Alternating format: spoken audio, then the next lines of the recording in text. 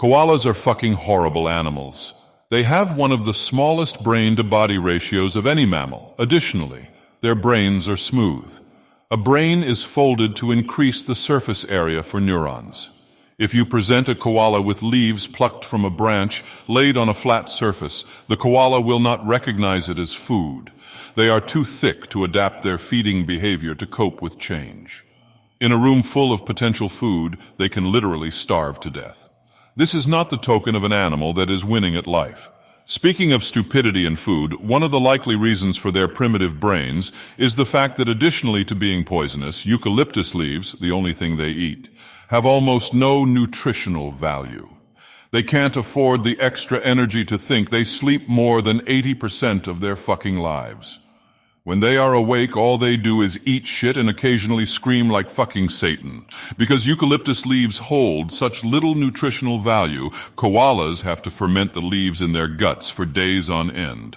Unlike their brains, they have the largest hindgut-to-body ratio of any mammal. Many herbivorous mammals have adaptations to cope with harsh plant life taking its toll on their teeth. Rodents, for instance, have teeth that never stop growing. Some animals only have teeth on their lower jaw, grinding plant matter on bony plates in the tops of their mouths. Others have enlarged molars that distribute the wear and break down plant matter more efficiently. Koalas are no exception. When their teeth erode down to nothing, they resolve the situation by starving to death. Because they're fucking terrible animals. Being mammals, koalas raise their joeys on milk. Admittedly, one of the lowest milk yields to body ratio. There's a trend here. When the young joey needs to transition from rich, nourishing substances like milk to eucalyptus, a plant that seems to be making it abundantly clear that it doesn't want to be eaten, it finds it does not have the necessary gut flora to digest the leaves.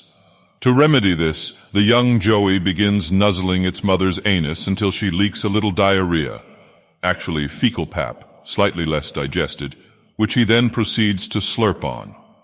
This partially digested plant matter gives him just what he needs to start developing his digestive system. Of course, he may not even have needed to bother nuzzling his mother. She may have been suffering from incontinence. Why? Because koalas are riddled with chlamydia.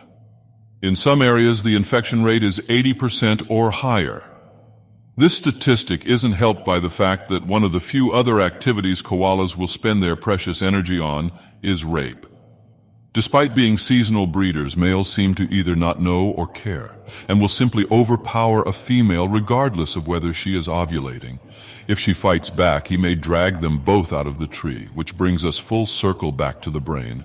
Koalas have a higher than average quantity of cerebrospinal fluid in their brains. This is to protect their brains from injury should they fall from a tree, an animal so thick it has its own little built-in special ed helmet. I fucking hate them.